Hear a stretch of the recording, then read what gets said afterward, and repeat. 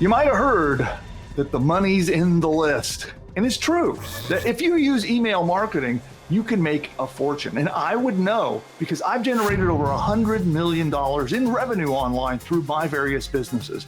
And email, by a large margin, has been the #1 moneymaker for me in all of my businesses. And I've been in many different niche markets, from working with businesses to consumers, from personal finance to helping people get jobs, selling software, on and on. And so today, I'd like to show you the vital #1 most important thing that you absolutely must get right, or you will never make money with email. So with that, we're going to get into it. And if you'd like a copy of the deck that I'm about to show you, you can just subscribe. We have a free email newsletter, and I'll give you a copy of that. We'll pop a link in the video down below so you can get a link to go claim the deck and the notes from today's presentation. But first, let's dive in.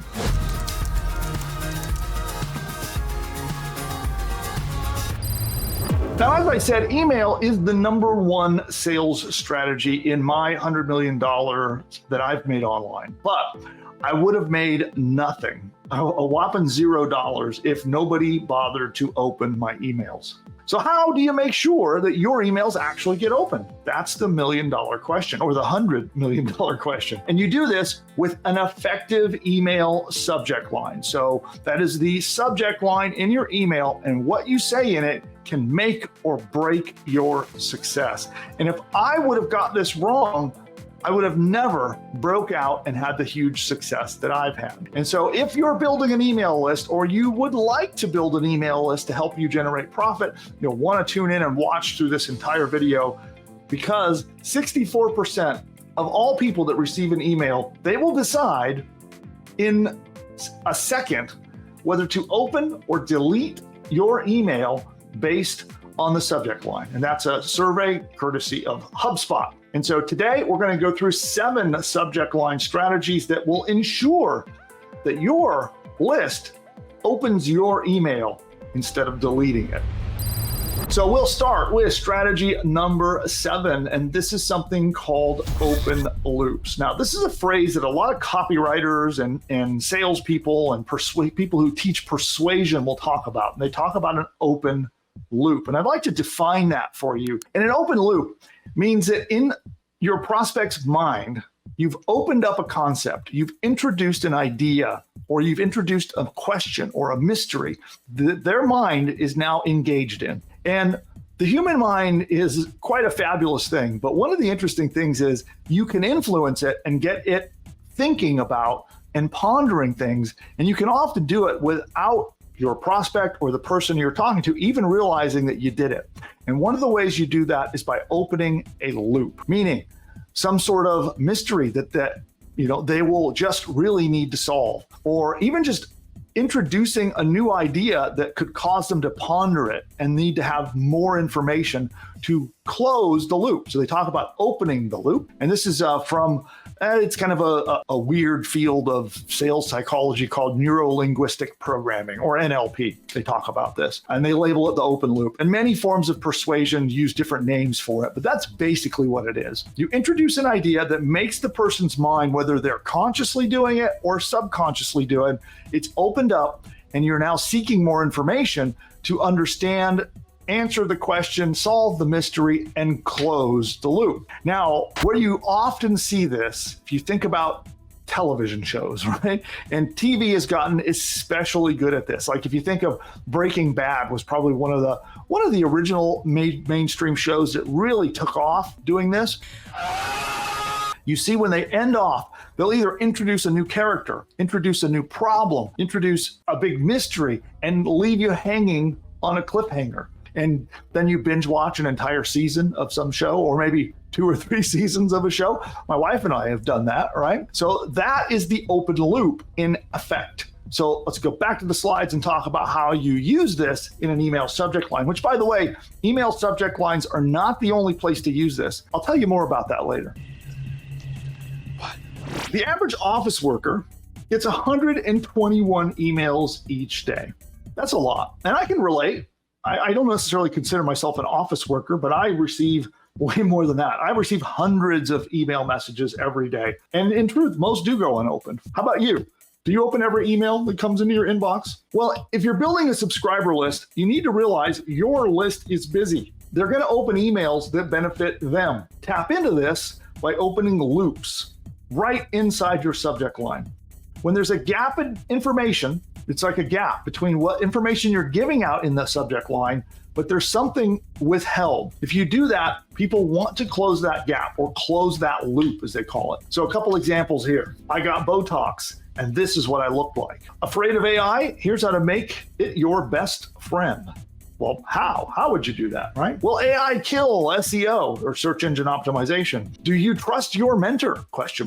So do you see how each of these, through either a statement or a direct question, opens up a concept that the reader is going to want to know the answer for? This works phenomenally well. This is also something you see in a lot of content headlines. You'll see a big bold headline, 8 ways you can get better open rates. Number 6 will shock you, right? That's an open loop. What is number 6? And why is it going to shock me? There's 2 open loops.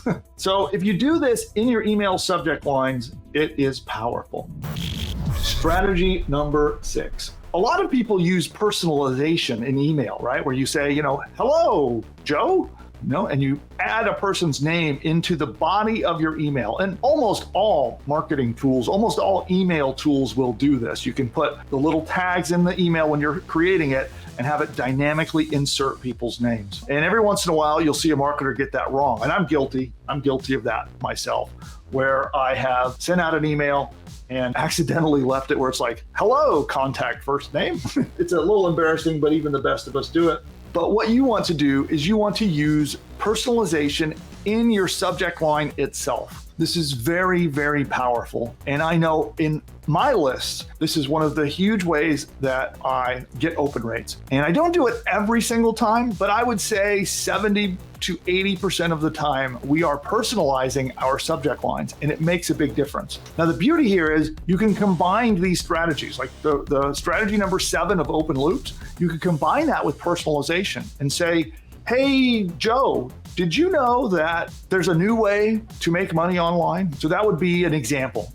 That's a bad example. You wouldn't say make money online in an email subject line. I wanted to demonstrate how you could mix these together. So you personalize them as much as you can. And here's a few examples that you see on the screen. Austin's best tacos. Also too, you can see here, these are also giving examples, job titles, a location targeting. Like I'll often see people targeting locations. My favorite is to use the name. But yeah, you can call people out as well. Like you can see here, gifts for the tennis mom. It's calling out that this is targeting to them personally. Again, my favorite, which is not shown here as an example, but my favorite is using the name. And the best would be, again, to combine some of these. Strategy number 5, that's to piggyback off of big names in your niche. Okay, so in your niche market, there are well-known celebrities, there are influencers, there are people that are well-known for being trustworthy or delivering content. You can leverage their names and their authority right in your subject lines to try to get attention. And I see people do this all the time on social media. For example, he's become very, very popular, kind of a celebrity entrepreneur, Alex Hormozi. And I've seen over and over and over his name thrown around in video titles, in social media posts. I've even received a few emails where it would be like Alex Hormozi's #1 marketing strategy, right? And Alex Hormozi has nothing to do with the promotion, nothing to do with the email. It's just the strategy that he talked about. So in these examples, you can see here, Reese Witherspoon, content genius, ? So you can see here, this actually calling out the big name and also opening a loop at the same time. Here we've got Ryan Reynolds, same thing, except it's content, 300 million content genius as a statement instead of a question. Here's another one, Patagonia does content right. You can see how that works. You can use brand names, individual names, influencers, content names. Now, don't do this in a way that's not cool. You don't want to somehow insinuate or somehow make people think that person is endorsing you, or somehow that person is part of the promotion. But you can see clearly how in those examples, there was a big name used without doing something sleazy. You don't want to do that, but you can certainly say, hey, mittens like Martha Stewart, right? Or something like that. But again, making sure not to make it seem like that influencer has endorsed or is part of the promotion. number 4, and that is A/B test as much as possible. Now, so some of you who are newer entrepreneurs, when you hear A/B testing, this might be a little confusing. So I want to quickly define what that is for you. And that basically just means testing 2 things. When you A/B test, you have one version and then you have a second version. You show both versions and test which one gets the best performance. The beautiful thing here is most email marketing tools make this super easy, but most people don't do it. Most people don't use these tools, but you can very easily do A/B testing of your subject line, where you can have one subject line and then a completely different one. They will send them both to the list and let you test which one works best. Some email marketing softwares will even, if you have a big enough list, they'll send a little mini test out to a small segment, and then they take the winning subject line and send it out to your whole list, all automatically. But again, you need to have a little bit bigger list to do that. But I would say you should at least be A/B testing your subject lines every time you send an email. And you should be saying, try 2 radically different approaches, and then you'll find one works or one doesn't. One is really bad, maybe one is really good, and then you can adjust your sending practices going forward. A/B testing subject lines is a fantastic way to learn what's going to work with your subscriber list. Now, A/B testing of email subject lines, it says right there that this is courtesy of Litmus. It was a survey done of marketers, and it results in a 28% higher return on investment, meaning 28% more profit. Now, A/B testing is sometimes referred to as split testing, but basically, yeah, you're just conforming 2 versions of things, and you could test all kinds of things. Some ideas of this are short versus long subject lines, using uppercase or lowercase, having urgency in your subject line versus no urgency, being vague or being specific, using emojis or not having emojis. You can try question mark or a statement. You can try hyphens versus colons. You can try all kinds of things. Just test everything. Test. If you're not sure what your list is responding to, just test any old idea you get to see, and that's how you learn. It's how I've learned over the years. After having sent hundreds of millions, probably at this point, billions of emails, I learn by testing, trying, and see what works. And I take the things that don't work and I stop doing them. And I take the things that work well and I do it more. And that is really the key to success, especially with email. Strategy number 3. I see this a lot. People mistake the whole purpose of sending email in the first place. Sending email usually isn't where you want to sell. You don't want to sell in your email. In the email, really what you're trying to do is get somebody ready, get them primed, and get them to click. And then you do the selling after the click. Now, I see people that not only get that wrong, they start selling in the subject line. Best life insurance rates, boom, right in the subject line. Fail. That is not how to do it. Now, subject lines, the whole point is to get them to open. And it is unlikely that your sales message or your sales language is going to be the thing that gets people to open your email. Every once in a while, there will be an exception to this, but usually that's not the case. In this example on the slide here, if you sell shoes, you wouldn't use a subject line that says, buy my shoes. Okay? That would be the end of your email. It's almost, like you go on the first date with someone and you propose to them before the date's over. So the subject line sells the open. Whole purpose. It has one purpose and one purpose only. That is to get them to open your email and read it. Nothing else. So don't be thinking about your product or your sale or any benefits or other things that are directly related to pitching, promoting, selling. Instead, the subject line will exclusively hook the reader in to get them to read the email. Once you get into the email, the purpose of the email is to get to the call to action and get them to click, so they'll then go buy in the sales message after the click. Strategy number 2 is to use a spam checker. This is something that even I will occasionally mess this up and forget to do this because I'm in a hurry, but you really, really should not. You need to check. There are lots of unexpected and frustrating spam words that will get your stuff banished from the inbox, especially your subject lines. So definitely use a tool. My favorite tool right now is MailMeteor. They have a free spam checking tool. If you just Google it, MailMeteor free spam tool. Looks like that. The words that you want to get rid of turn colors, right? Like you can't say the word financial, unfortunately. You can't say the word guaranteed. You can't say ASAP. The red ones are the worst. So that you can go through here and check your subject lines, but also check the copy of your emails. Otherwise, you won't get open and your email will go in spam. Number 1, call them out. Now, what does that mean? So this strategy is simple. You're going to call out your buyers in plain language. These are called reader identification subject lines. Some pretty blatant examples of this on the slide there are: read this if your credit score sucks. Open this if you're a golfer. Read this if you love your dog. Watch this if you're anxious. Open this if you crave a promotion at work. Now, you can be more subtle and a little more clever with how you word those, but those are some very obvious examples of how you would do that. Now, this is a great way to make sure that the right person that you're trying to reach out to is going to receive the message and open the email.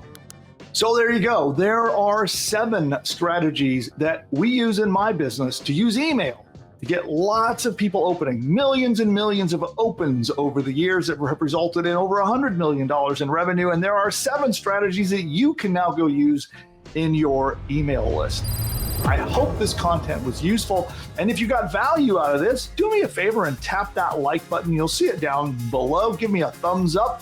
That tells YouTube that this content is worth sharing with others. Helps me out, helps the channel, and I'd be eternally grateful. And finally, if you're not yet a subscriber, what are you doing? Tap that red button down there and become a subscriber. We release content like this, targeting entrepreneurs like you to help you start, build, grow, and then scale up into multi-million-dollar businesses. And I want to help you with that. So if you'd like more content like this, give us a like, give us a subscribe, and we'll be delivering a lot more value to you over the coming weeks. And with that, we're going to wrap it up. We'll see you next time. Bye for now. So for those of you who are not yet a PushButton AI customer, then you need to check this out. And all you need to do is go to pushbutton.ai/demo, pushbutton.ai/demo, and you can get a live one-on-one appointment to get on Zoom and see this powerful technology in action. And with PushButton AI, it will build an entire business from bottom to top. Everything you need, from your domain name to your logo to videos to audio lessons, an entire course that you can sell as your own, a 30-day email sequence that it writes. You can send a daily email for 30 days, all written by AI, and a whole lot more. It writes your sales page. If you're not sure how to write an expert sales page to convince people to buy stuff, it writes it for you.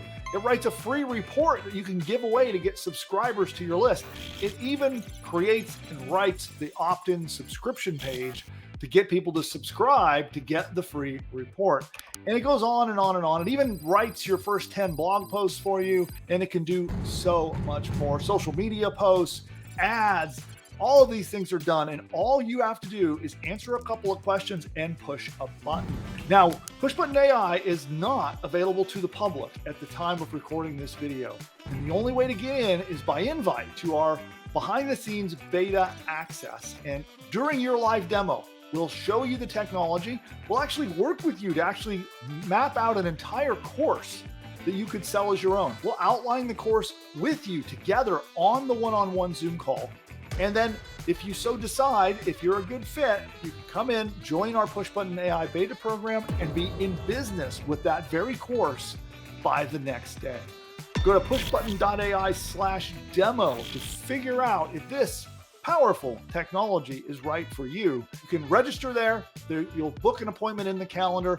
Be sure you show up. Our team will be very excited to meet you and show you how the tech works, outline your new course for you, and hopefully it's a fit and we can work together to launch your next business.